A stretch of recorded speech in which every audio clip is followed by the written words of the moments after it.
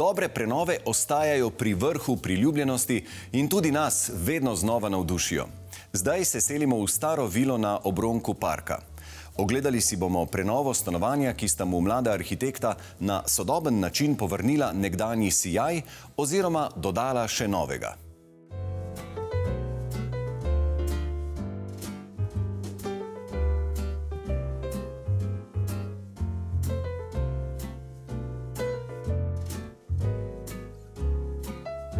Tole pred kratkim prenovljeno stanovanje v sebi zelo spretno združuje sodobnost, odprtost ter hkrati ohranja svoj izvirni, elegantni staromeščanski značaj. Sijajen dom za mlado 5-člansko družino in enega 4-nožnega prijatelja. Alja in Sebastian, pozdravljena, vidva sta z arhitekturnega vidika vodila tole prenovo in me najprej zanima, kje in kako ste se našli z lastnikoma. Pozdravljen, Boštjan, tudi iz najne strani. Z lastnikom se v bistvu poznamo že odprej, tako da v bistvu je to ratalo zelo spontano. Lastnika sta pristopila do nas, če bi jima pomagali pri oblikovanju njihovega novega doma. Namreč so 5-članska družina. Bili so v dilemi, kam se preseliti, ko iščejo nov dom. Povabili so naju, da prideva na ogled tega prečudovitega stanovanja. Takrat je bil stanovanje sicer še v obstoječem stanju, ampak mislim, da smo zelo kmalu vsi prepoznali velik potencial in od takrat naprej se je zgodba začela. Mislim, da od tistega trenutka dalje smo vedeli, da ima stanovanje eno lepo prihodnost. Torej, ravno vajna beseda tudi zalegla, da so se odločili prav za to. Ja, absolutno. V bistvu sta bila lastnika malo skeptična, če bo stanovanje dovolj veliko za 5-člansko družino, ker sta želela, da ima vsak otrok svojo sobo. Kar pomeni, da smo mogli narediti 3 sobe na omejenih kvadratih. In seveda vprašanje, ki nas takoj in vse najprej zanima, v kakšnem stanju je bilo tole prej? Prvotnem. Ja, se pravi, hiša sega v leto 1902. In stanovanje, verjetno z manjšimi prenovami in adaptacijami, je imelo bolj kot ne prvotno sliko in prvotno stanje. Kar je tako žalostno, skromno, mislim, je bilo potrebno veliko dela? Ja, potrebno je bilo veliko dela, potrebno je bilo podreti nekaj sten, eno steno, dodati kakšno steno, zato da smo dobili sobe. Ne bi rekel, da je stanovanje bilo skromno, ker ti skrivalo je v bistvu ogromno nekih premišljenih kosov, nepremišljenih, takrat v bistvu zelo, da se lahko izrazimo, bogatih kosov, ki smo jih tudi potem ponovno uporabili, skromno pa iz tehnološkega smisla, tako da smo v bistvu pač prenovo naredili kompletno.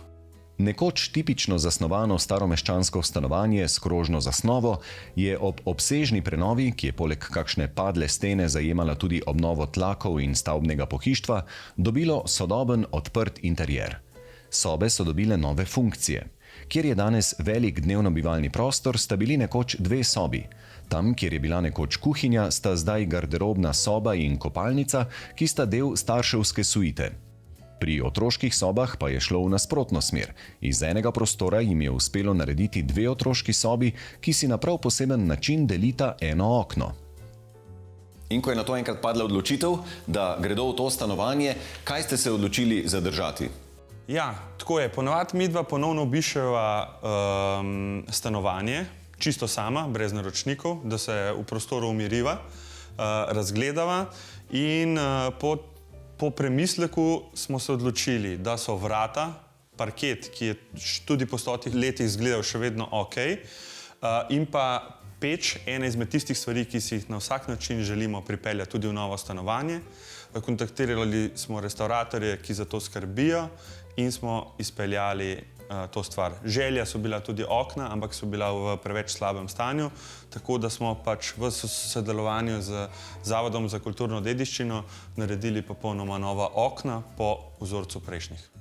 Vseeno ni bila sama sodobnost na prvem mestu, ker ste želeli ohraniti ta pridih staromeščanskosti. A je lastnik kakšen zbiratelj tudi mogoče? Ja, res je. Veliko kosa, oziroma 2 kosa smo vzeli iz prejšnjega stanovanja. Hkrati pa je imel lastnik že ogledanih veliko lestencev in starih stvari, kot je recimo ta miza, ki jih je potem želel vključiti v stanovanje. Seveda sem bila mi do tega zelo vesela, vendarle prenavljamo staromeščansko stanovanje in smo želeli ohraniti ta duh. Ložo ste verjetno podedovali. Kakšna je zdaj njena funkcija? Ložo smo spremenili v delovni prostor, odstranili smo vrata. Hkrati pa smo na tem prehodu, da ni to samo prehod, smo v bistvu umestili tudi utility omaro, ki je bila tudi želja naročnika. Kaj pa barvni izbor? Zdi se, da tale osrednji prostor prav zaznamuje tale markantna kuhinja v kraljevsko modri. Ja, z barvami je tako. Želja naročnikov je bila izhodišče, seveda staromeščansko stanovanje. To sva vzela, da bomo to bila osnovna ideja. Z barvami pa so hotela dokazati, da se da še vedno neka sodobna, moderna, nek sodoben, modern interjer vpeljati tudi v staromeščansko stanovanje. Tako da ima vsaka soba oziroma vsak prostor nek preplet barv, ki je, ali je to barva stene ali pa določenega kosa, ki pelje svojo zgodbo v tem stanovanju. Kakšno zgodbo ima potem, če smo že pri barvah, kaminska peč? Ja, kot je bila navada v staromeščanskih stanovanjih, so bile v tem stanovanju 3 lončene peči. Želja je bila vsaj eno izmed njih restavrirati. Ta peč je bila v drugem prostoru, tako da smo se odločili za to ravno zaradi barv, da lahko delamo neke kontraste z kuhinjo oziroma s prostorom, v katerem jo bomo umestili.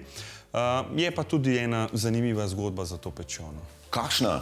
Peč, ko smo jo razstavili in začeli sestavljati nazaj, je pečar nehote peč sestavil v enaki širini, kot je njen podložek. Tako da, ko je bila peč sestavljena, smo jo mogli ponovno podreti in še enkrat začeti sestavljati.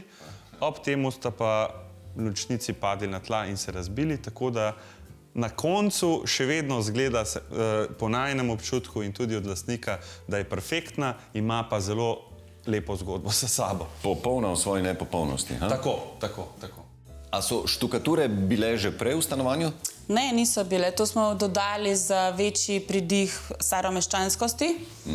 Tako da vsak prostor, glavni prostor, ima enega od lestencev, kateremu pripada njegova štukatura. Seveda bi bilo pa to mogoče malo premalo osvetlitve, tako da smo še dodali tehnične in ambientalne osvetlitve. Osvetlili smo knjižno polico, osvetlili smo kuhinjo, delovni pult, tako da pač je dovolj svetlobe v vsakem prostoru za normalno funkcioniranje.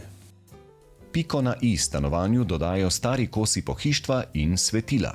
Nekaj je podedovanega ali ohranjenega, veliko kosov pa je bilo kupljenih prav med prenovo. Lastnik je namreč strasten zbiratelj zanimivih starih kosov. Večinoma jih išče prek spletne aukcijske hiše, tako da so lestenci, jedilna miza in stoli ter jedilni pribor prispeli v Ljubljano z različnih koncev Evrope. Tako se je, z izbranim estetskim prispevkom lastnika in pozornim detajliranjem oblikovalca, ambient, ki so ga v školjki stare stavbe ustvarili arhitekti, preobrazil v bogato celostno umetnino.